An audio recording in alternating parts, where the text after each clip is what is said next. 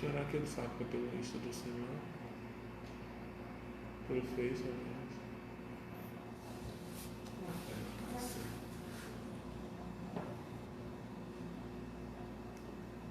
Acho que ele não chegou aqui.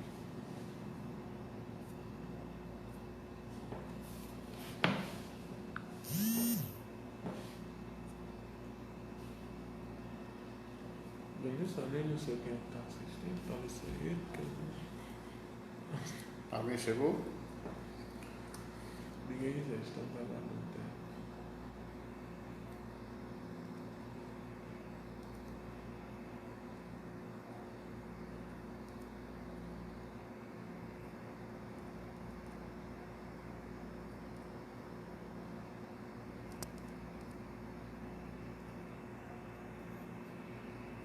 Boa tarde. Estamos aguardando aqui o nosso amigo Teófilo para a gente começar a nossa live nessa tarde de hoje, dia 8 de julho de 2020. Só aguardando ele para a gente começar a conversar, ter um bate-papo. Logo em seguida a gente vai ter a live com o Lucas, Francisco Lucas e a deputada estadual Estela Bezerra. Aqui já tem a presença do nosso amigo Lucas, da nossa companheira educadora Vanessa, que está sempre nos bastidores, né, Vanessa? Uma hora dessas, Vanessa vai promover uma live também, vai discutir também assuntos de outras naturezas. Então, Atenção, Teófilo, cadê você, meu irmão?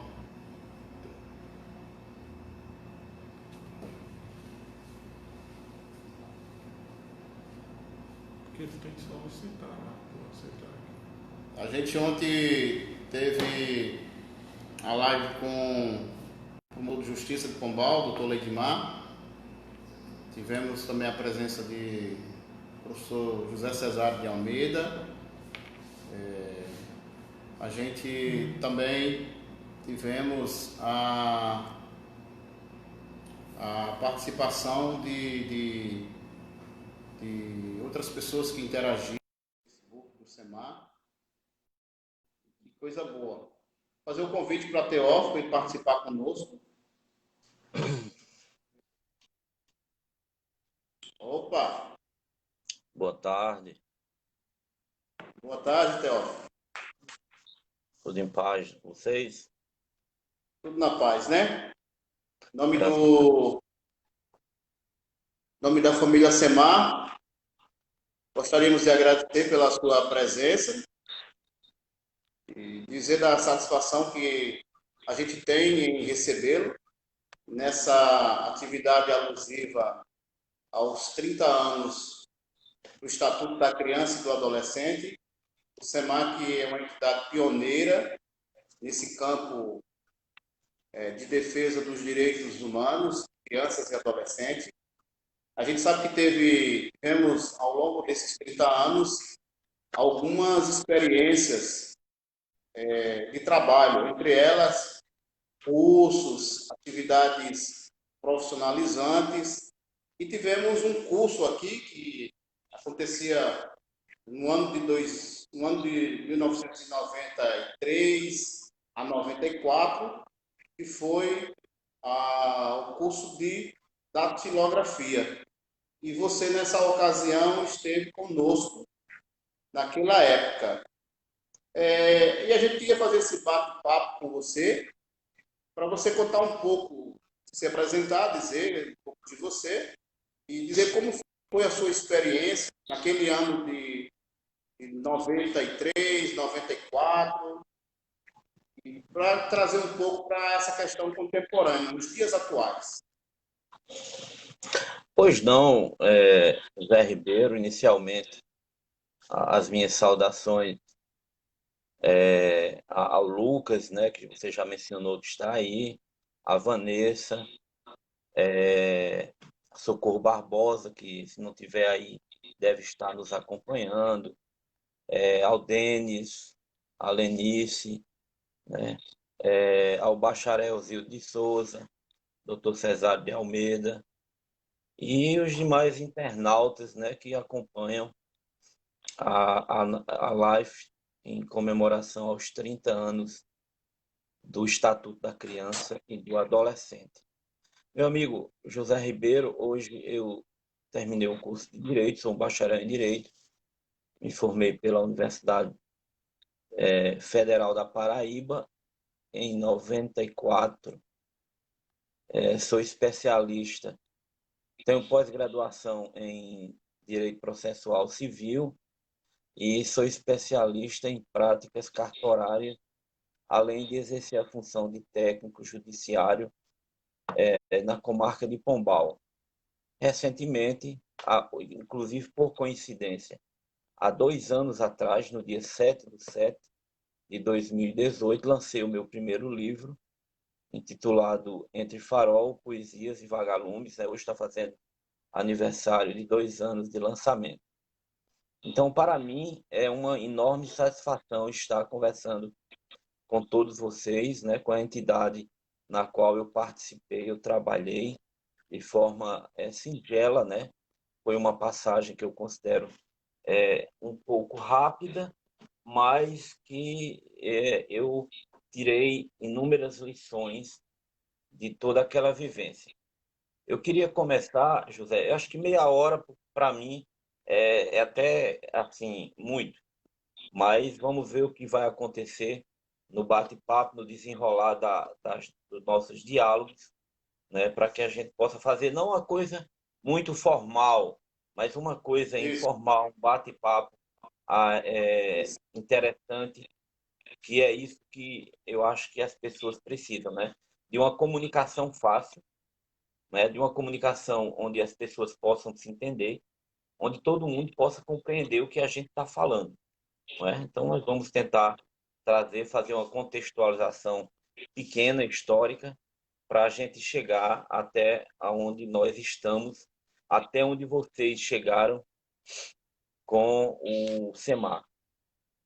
A princípio, amigo José, eu, eu tenho essa consciência de que não se pode falar sobre direitos, garantias e, e garantias e também falar de crianças sem trazer aqui de imediato, né, e logo na abertura de nossa fala, da gente fazer esse resgate da pessoa, da figura de Margarida. Eu acho que a Paraíba, o Nordeste, o Brasil, uma pessoa que foi premiada, inclusive, a nível internacional, não é? E teve a história que teve plantada por suas mãos aqui nessa terra. Qualquer debate ou qualquer discussão que verse sobre crianças, sobre adolescentes, sobre garantias e sobre direitos, a gente tem essa obrigação de trazer a lembrança num primeiro momento. Margarida Pereira da Silva, né, uma mulher negra, pobre, sem sobrenome importante, né, professora, uma brasileira que, de certa forma, acreditou que podia escrever a sua própria história e traçou o seu enredo com o suor de suas mãos, com muita fé, com muita perseverança. Indiscutivelmente, José, nós sabemos que nascer pobre, sertanejo e negra nesse país já é por si só um grande desafio. E, contrariando tudo isso, ela não só venceu seus obstáculos, mas, sobretudo, foi esperança para muitas famílias do Alto Sertão da Paraíba e de nossa cidade de Pombal.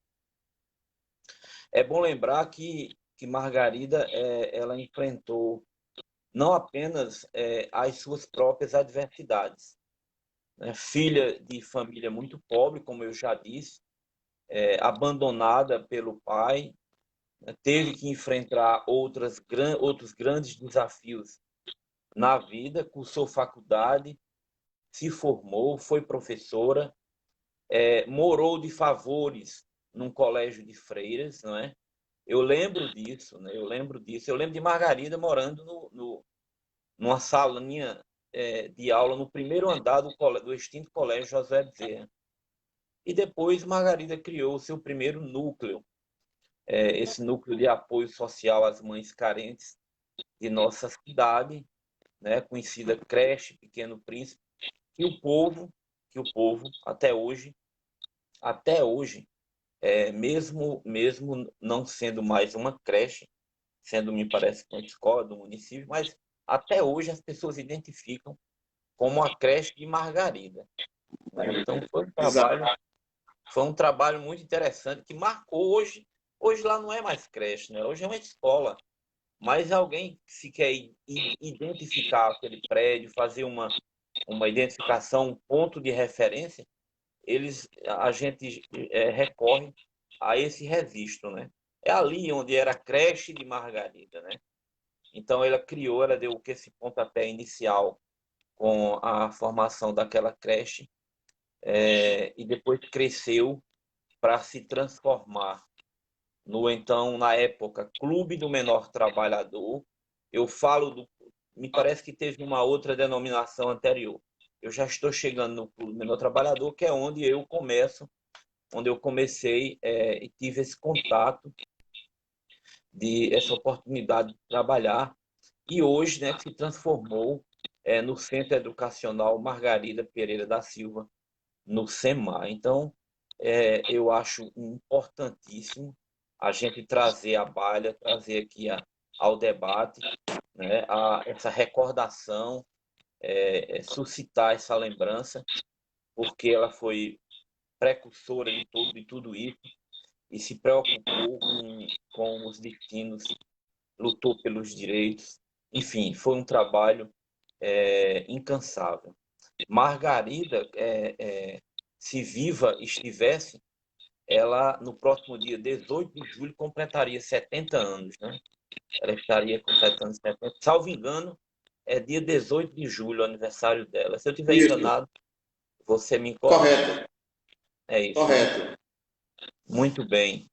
Então, José, eu me vejo nessa condição, me vejo nessa necessidade de trazer a lembrança de Margarida no início desse nosso diálogo. Cronologicamente, apenas para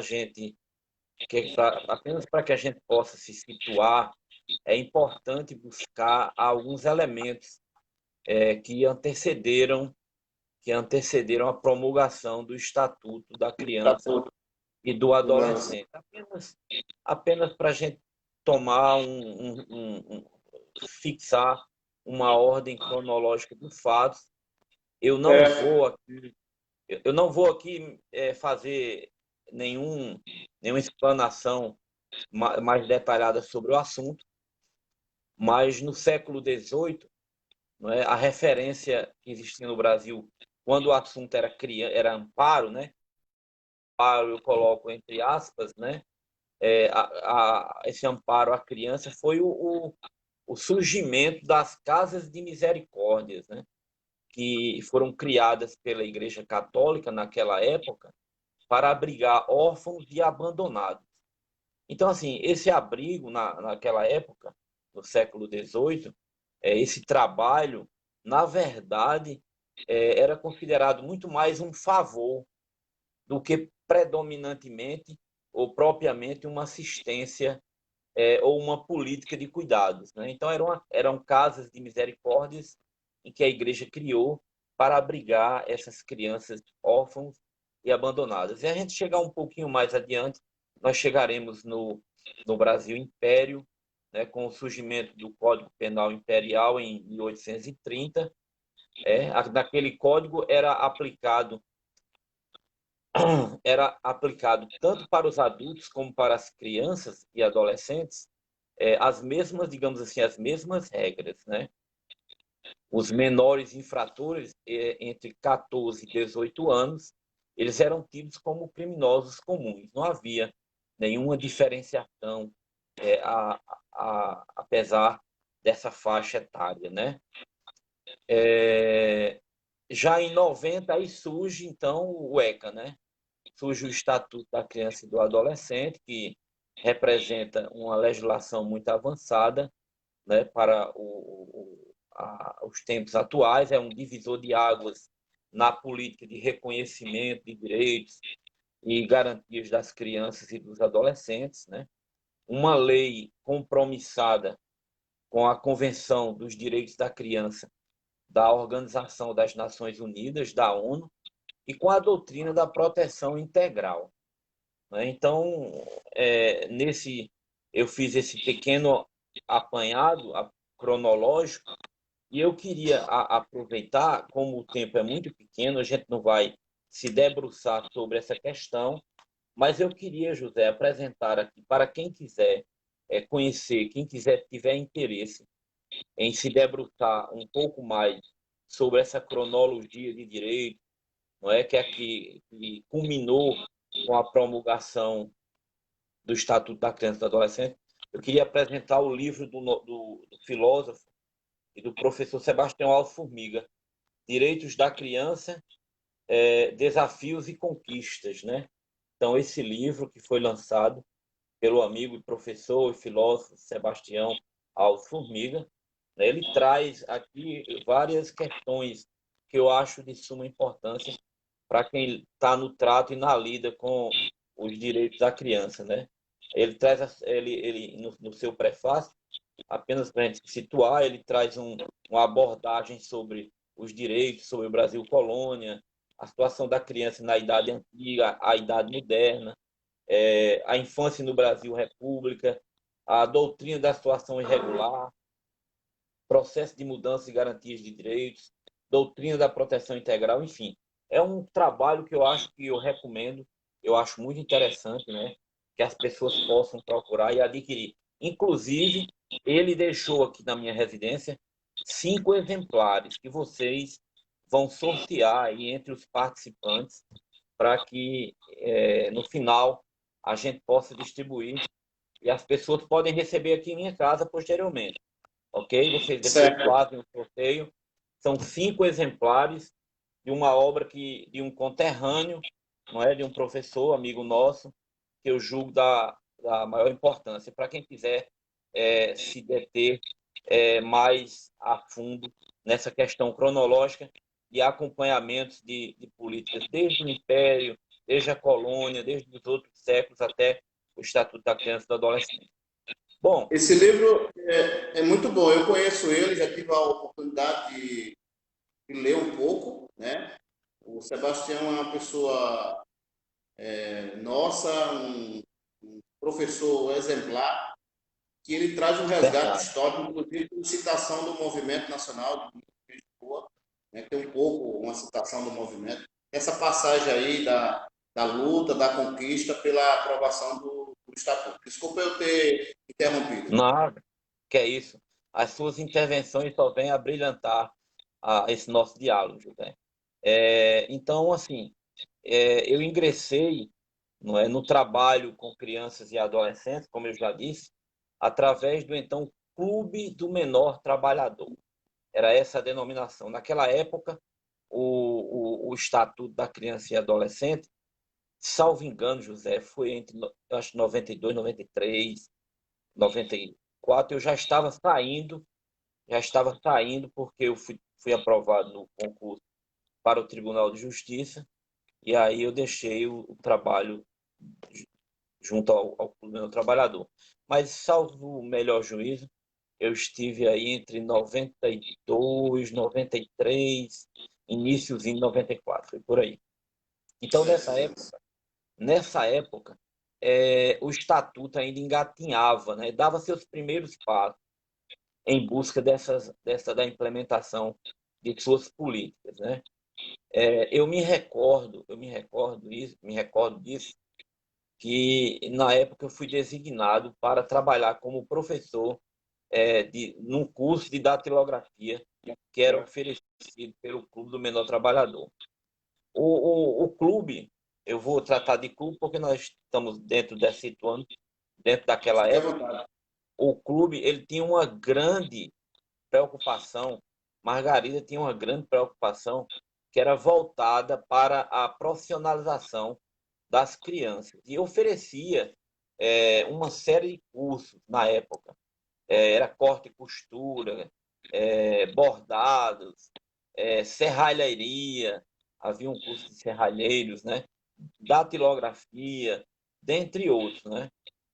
Havia ainda eu lembro, um forte programa de geração de renda, comportamento ocupacional através da atividade de uma sorveteria, né, que produzia os famosos picolés, o gostosinho, né? Era um picolé de muita Isso. qualidade, não é? Era Verdade. famoso, né? Então, os carros eram padronizados, as crianças elas tinham uma farda, não é? E, enfim, era um forte programa de atividade ocupacional e de geração de renda.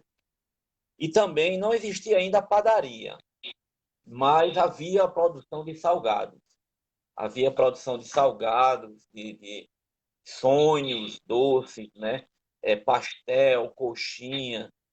Me parece que a época Socorro, a nossa amiga Socorro Barbosa, ela tomava conta ou estava envolvida mais diretamente desse trabalho. E aí, José, surgia aí, enquanto o estatuto ora, o estatuto promulgado em 90, né? Então, tinha 2, 3 anos. Estava Estava ainda em processo. ainda dando seus primeiros passos, né? E na nossa realidade, Isso. na nossa realidade do clube, havia uma atividade no clube que era justamente o binômio trabalho e criança, não é? Com essa atividade de geração de renda, que era na época que não era incentivado e não é incentivado pelo estatuto, quando ele foi promulgado, né? Esse binômio de criança e trabalho. E iniciou-se, então, eu lembro que foram inúmeros debates para a gente entender, compreender e traçar metas no sentido de amoldar-se a essa nova realidade do Estatuto da Criança e do Adolescente. Então, havia naquela época aquela necessidade de mudança de paradigmas, inclusive do próprio nome da entidade, né? Que a entidade era Clube do Menor Trabalhador. Então, eu lembro que a gente participava das reuniões e havia muito essa preocupação de que precisava haver mudança para que a gente pudesse, então, se acoplar às necessidades legais que o Estatuto incrementava. Houve, sem dúvida nenhuma, um incremento no oferecimento de cursos, né, na época, implantação e desenvolvimento de hortas, não é? E a complementação escolar também era um programa muito forte, que ia da primeira à quarta série. Não é? Então, era como um reforço para aquelas crianças que não estavam indo muito bem na escola. Então, havia essa atividade, e era uma atividade muito importante que se executava no Clube do Menor Trabalhador. Margarida, durante as reuniões, que foram inúmeras, né? Ela tinha uma preocupação muito grande na questão da continuidade do projeto e na formação de liderança dentro do próprio movimento. Não é? Ela já enxergava isso. Então, em inúmeras reuniões, eu lembro que ela questionava esses pontos. Quem é que vai tomar conta disso aqui? Quando eu não puder mais, quem é que vai estar aqui? Nós precisamos descobrir talento. Nós precisamos descobrir pessoas que estejam envolvidas no movimento, né? E ela dizia mais, ela era muito profética, ela dizia, e tem que nascer daqui, tem que nascer daqui, não é? E realmente nasceu daqui, né? Depois do trágico acontecimento do seu falecimento, passou por Denis, e eu estava aí com você, que foi educando na época você era bem, não estou lhe chamando de velho, nem eu de velho, mas você era um menino, né? Era um menino. Isso. Então, assim, nós participávamos dessas discussões, para mim era muito gratificante, né? Essas questões me ajudou muito na minha formação jurídica, né? Eu, até hoje, depois que saí daí, eu não tive ainda a oportunidade de trabalhar no fórum junto aos direitos das crianças e dos adolescentes.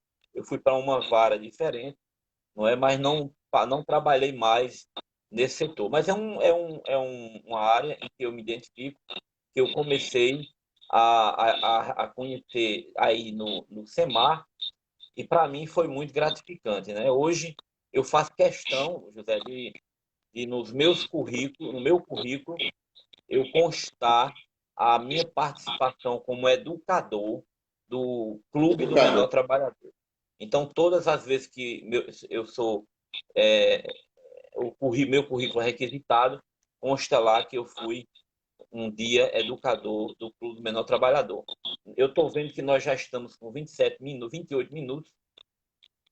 Eu tenho apenas 2 minutos para a gente encerrar esse nosso bate-papo, que foi muito bem, muito informal, para recomendar, José, aqui no finalzinho, a Certo. leitura, pois, a leitura de um livro que eu acho muito importante a todos nós termos esse conhecimento.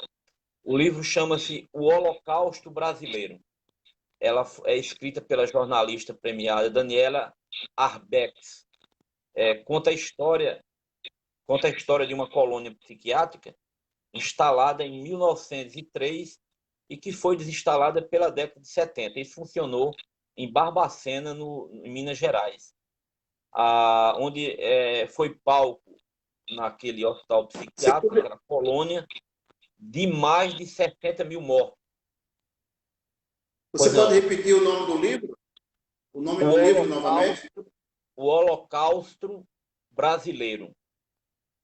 Quando a gente fala em Holocausto, a gente lembra logo da Alemanha, da guerra. Mas esse livro é o Holocausto Brasileiro, onde conta a história do extermínio de mais de 60 mil mortes. Dentre eles, muitas crianças e adolescentes que sequer tinham nenhum problema mental. Seus crimes, na verdade, eram ser diferentes. Eram crianças que eram diferentes. 70% dos internos daquela colônia não tinham nenhuma doença mental. Eram alcoólatras, eram epiléticos, eram homossexuais, prostitutas ou mães solteiras. A capa do livro é essa aqui. Eu tenho o livro nas mãos, O Holocausto Certo. Brasileiro. E, assim, são passagens Então, muito só uma marcantes. parte. Pois não.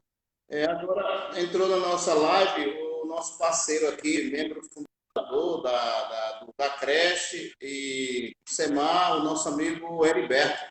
Heriberto lá na Alemanha, que está Muito assistindo a bem. gente nesse momento. Que bom, que bom. Fico muito feliz com a participação de uma pessoa que tem ajudou e tem ajudado de forma significativa a transformar o destino de tantas crianças e de tantos adolescentes na nossa Paraíba e na nossa cidade. O meu cordial abraço, minhas saudações.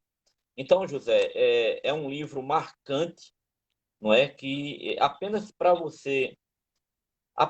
leitor se situar e sentir-se interessado na leitura, eu queria um trechinho só de um capítulo intitulado Os Meninos de Oliveira. Logo ao chegar ao Hospital do Estado, em 1971, avistou um menino crucificado. Apesar do sol inclemente, o garoto, que aparentava idade inferior a 10 anos, estava deitado no chão, com os braços abertos e amarrados, e o rosto queimado pela exposição do sol de quase 30 graus. Voltou-se para a freira responsável pelo setor, esperando alguma explicação. Por que esse menino está amarrado neste local? Se soltar, ele arranca os olhos das outras crianças. Tem mania, disse a freira. E quantos olhos ele já arrancou? Nenhum, disse a religiosa. Então, quer dizer, são passagens que a gente vê o quanto foi doloroso esse capítulo da história brasileira que pouca gente conhece. Roberto era uma outra criança, o único garoto visitado por um familiar. não chegou sequer a sair do hospital para passear, conforme havia sido prometido. Ele era chamado de Ted pelos funcionários por se assemelhar a Ted Boy, Ted Boy Marino, lutador de cabelos lisos e dourados, contratado em 1965 pela TV Excelsior. Ele parecia com o Ted, né, onde participava de um quadro de luta livre. O crime dessa criança, de Roberto, foi ter nascido com hidrocefalia, problema que provoca inchaço no crânio, mas que tem tratamento e não tem nenhuma ligação com problema psiquiátrico. Possuía traços bonitos, mas não atendia aos padrões sociais da época, experimentando a exclusão. Com 12 irmãos, tinha uma mãe carinhosa. Entretanto, por ser diferente dos outros, a família decidiu que Roberto não poderia ficar entre eles. Então, são relatos, inúmeros relatos, de uma história dramática, não é? Ela, inclusive, foi premiada por esse livro, e é um registro de uma história aqui tão próxima, em Minas Gerais, não é? E que a gente não teve, muita gente ainda não teve o conhecimento e a curiosidade. Já passei 3 minutos, né, José, do nosso tempo aprazado.